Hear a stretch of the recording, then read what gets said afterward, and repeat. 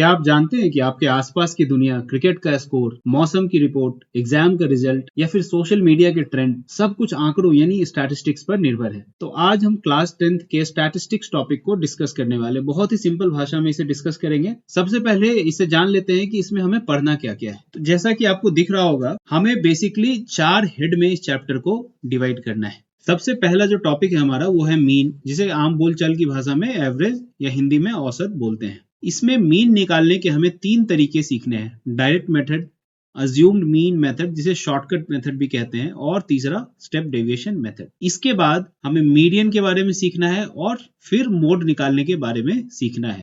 Finally हम लोग mean, median और मोड, इसके बीच का जो मैथमेटिकल रिलेशन है उसे सीखेंगे। पर ये सब जानने से पहले आप देख रहे हो कि मीन, मीडियन और मोड सबके आगे मैंने एक टर्म लिख रखा है, ग्रुप्ड डेटा। तो ये ग्रुप्ड डेटा एक्चुअली होता क्या है, सबसे पहले आज के क्लास में इसके बारे में बहुत ही ब्रीफ में जान लेते हैं, जिससे कि आगे के क्लासेस में आपको सारे टॉपिक समझने में आसानी हो। तो शुरुआत करते हैं बिना समय गवाए हुए। देखो, अगर कुछ ग्रुप्ड डेटा बोल के टर्म होता है तो डेफिनेटली अनग्रुप्ड डेटा बोल के भी कोई टर्म होगा। मान लो आपके क्लास में 10 स्टूडेंट्स हैं। उस 10 स्टूडेंट्स ने एक टेस्ट में कुछ नंबर पाए हैं। वो नंबर एक एक करके मैंने यहाँ पे लिख दिया, 45, 67, 56, 45 and so on up to 91। ये क्लास के 10 स्टूडेंट्स के नंबर हैं।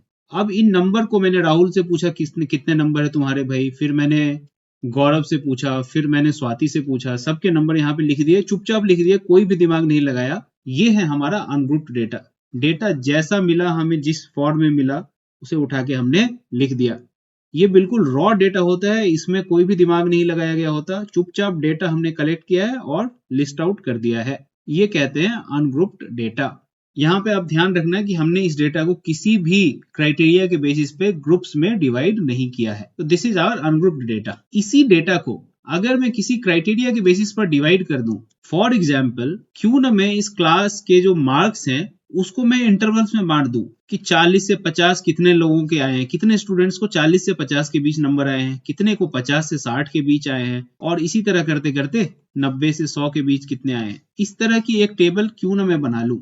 अगर इस तरह के ग्रुप में हमने डेटा को बांट दिया तो उसे हम कहते हैं ग्रुप्ड डेटा। तो अब डिफिनेशन जो यहाँ पे मैंने लिख रखा है आपके लिए, वो अगर आप पढ़ोगे तो जो भी मैंने समझाया है वो आपको और भी क्लियर हो जाएगा। देखो, ungrouped data is raw data. Raw data मतलब हमने ये डेटा पॉइंट सिंपली कलेक्ट कर लिए, सबके मार्क्स, और उसे यहाँ पे लिस्ट आउट कर दिया, कोई भी एफर्ट नहीं लगाया उसे ऑर्गेनाइज करने में। So ungrouped data is raw data, information that has not been organized into groups or categories। तो ये पॉइंट यहाँ पे बहुत ही क्लियर है। अब ग्रुप्ड डेटा जो मैंने आपको बताया उसकी डिफिनेशन भी एक बार पढ़ लो। Grouped data is data organised into groups called classes or intervals with the number of data points called frequency.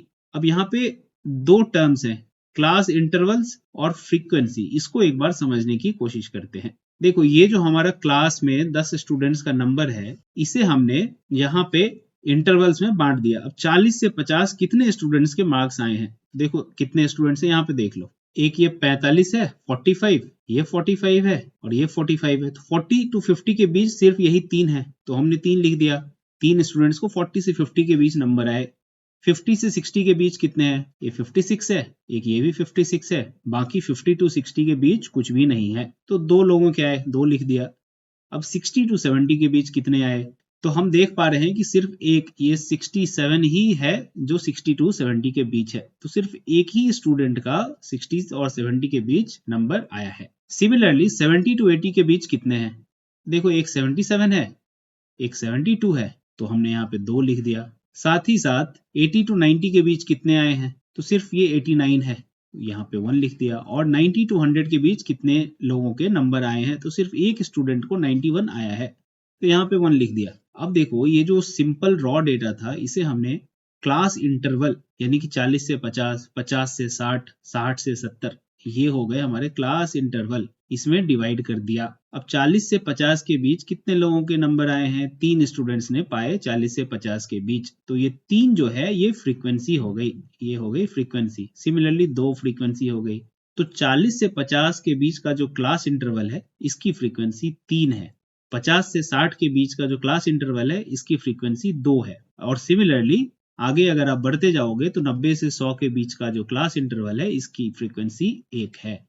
इसका इंटरप्रिटेशन क्या है वो मैं उम्मीद कर रहा हूं आपको अभी तक समझ में आ गया होगा। 70 to 80 के सामने 2 लिखा है, इसका मतलब क्लास में 2 ही स्टूडेंट्स ऐसे हैं जिनके नंबर 70 से 80 के बीच में आए हैं। अब हमारे इस स्टैटिस्टिक्स के चैप्टर में आगे क्लास इंटरवल से रिलेटेड कुछ टर्म्स यूज होंगे, तो एक बार उन टर्म्स को भी समझ लेते हैं जिससे हमें आगे दोबारा इन पर फोकस ना करना पड़े। तो देखो ये जो क्लास इंटरवल यहाँ पे लिख रखा है, जैसे कि ये 50 से 60 के आगे मैंने 2 लिख दिया, तो इसका मतलब क्लास में 2 स्टूडेंट्स ऐसे हैं जिसके 50 से 60 के बीच नंबर आए हैं। तो ये 50 to 60 जो है ये हो गया मेरा क्लास इंटरवल, और ये 2 जो है ये हो गई मेरी फ्रीक्वेंसी। तो अब इस क्लास इंटरवल को लेके कुछ टर्म्स हैं, उस टर्म को एक बार समझ लेते हैं। सबसे पहला टर्म है लोअर लिमिट। अब ये 50 से 60 जो क्लास इंटरवल है इसकी लोअर लिमिट क्या है? 50 है ना, smallest value of the class.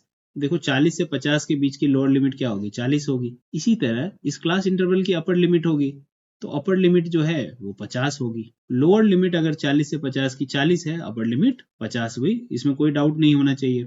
Lower limit और अपर लिमिट हम लोग टर्म यहाँ पे क्यों यूज कर रहे हैं? क्योंकि इस क्लास इंटरवल में ऐसे ही स्टूडेंट्स की संख्या इंक्लूड की गई है जिसके 50 और 60 के बीच नंबर आए हैं, इसीलिए 50 लोअर लिमिट है और 60 अपर लिमिट है। सिमिलरली यहाँ अगर ये 40 से 50 होगा तो 40 लोअर लिमिट और 50 अपर लिमिट। अब तीसरा टर्म जो है वो है क्लास विड्थ। क्लास विड्थ कुछ और नहीं, ये देखो 40 से 50 का अगर मैं क्लास इंटरवल ले लूं तो इसके बीच में कितना गैप है, इसे ही हम क्लास विड्थ कहते हैं। 40 से 50 के बीच 50 माइनस 40 कितना होगा? 10। तो यहाँ पे क्लास विड्थ 10 है। इसे हम क्लास हाइट भी कहेंगे। आगे जब हम मीडियन और मोड डिस्कस करेंगे या फिर मीन में भी कुछ मेथड्स जब हम डिस्कस करेंगे तो वहां पे हम लोग क्लास हाइट की बात करेंगे। तो क्लास हाइट कुछ और नहीं बल्कि क्लास इंटरवल के बीच का डिफरेंस है। अगर ये 40 से 50 की जगह मैं ऐसा लिख दूं 50 से 70 का एक क्लास इंटरवल बना दूं, तो यहाँ पे क्लास हाइट क्या हो जाएगी? 70 माइनस 50 दैट इज 20। तो ये बहुत ही सिंपल था, उम्मीद कर रहा हूं आपको समझ में आया होगा। फ्रीक्वेंसी ऑलरेडी मैंने आपको बता दिया है। ये 50 to 60 क्लास इंटरवल के सामने ये जो नंबर लिखा है ये क्या बता रहा है? क्लास में 2 स्टूडेंट्स हैं जिनके 50 से 60 के बीच में मार्क्स आए हैं, तो ये 2 हो गई इस क्लास इंटरवल की फ्रीक्वेंसी। सिमिलरली 70 से 80 के बीच क्लास इंटरवल के सामने भी 2 लिखा है, तो इस क्लास इंटरवल की फ्रीक्वेंसी भी 2 हुई। 90 से 100 के आगे 1 लिखा है, तो इस क्लास इंटरवल की फ्रीक्वेंसी 1 हुई। फ्रीक्वेंसी को प्रैक्टिकली समझना बहुत जरूरी है। यहाँ जो 1 लिखा है, इस 1 का मतलब क्लास में ऐसे स्टूडेंट्स की संख्या जिनके नंबर 90 से 100 के बीच हैं वो 1 है। अगला टर्म है क्लास मार्क। देखो ये क्या होता है? Mid point of the class. अब एक क्लास हमने उठा लिया 40 to 50, इसके बीच का मिड पॉइंट क्या होगा? तो ऑफ कोर्स हम लोग बिना किसी फॉर्मूले के भी बता सकते हैं कि इसके बीच का मिड पॉइंट 45 होगा, पर अगर इसे आप एक फॉर्मूला लिखना चाहो तो ये होता है lower limit plus upper limit by 2। तो अगर 40 to 50 का मैं क्लास मार्क निकालूं तो क्या होगा? 40 lower limit plus 50 that is upper limit by 2, ये हो जाएगा 90/2 दैट इज 40। तो उम्मीद करता हूं कि ग्रुप्ड और अनग्रुप्ड डेटा के बीच का डिफरेंस आपको पता चल चुका होगा। साथ ही साथ क्लास इंटरवल से रिलेटेड कुछ टर्म्स यहाँ पे मैंने लिखे हुए हैं और इन टर्म्स को भी आपको समझा दिया है, इसमें अब कोई दिक्कत नहीं आनी चाहिए। इसके बाद ग्रुप्ड डेटा जो होता है वो भी 2 तरह के हो सकते हैं। 2 तरह का उसका डिस्ट्रीब्यूशन हो सकता है। एक होता है डिस्क्रीट, दूसरा होता है कंटिन्यूअस डिस्ट्रीब्यूशन। इसके बारे में बहुत ही डिटेल में क्लास 10th में नहीं पढ़ाया गया है, फिर भी हमारे सिलेबस में जब भी टर्म यूज होगा डिस्क्रीट या कंटिन्यूअस वेरिएबल तो आपको कंफ्यूजन ना हो, इसलिए एक बेसिक मैं आपको समझा देता हूं। देखो सबसे पहले तो ये बात जान लो कि डिस्क्रीट और कंटिन्यूअस ये सिर्फ ग्रुप्ड डेटा इस फॉर्म में डिस्ट्रीब्यूट किया जा सकता है। अनग्रुप्ड डेटा के डिस्क्रीट और कंटिन्यूअस होने की कोई बात नहीं। अगर इतना क्लियर है तो एक एग्जाम्पल लेके मैं ये डिफरेंस आपको बहुत आसानी से समझाता हूँ।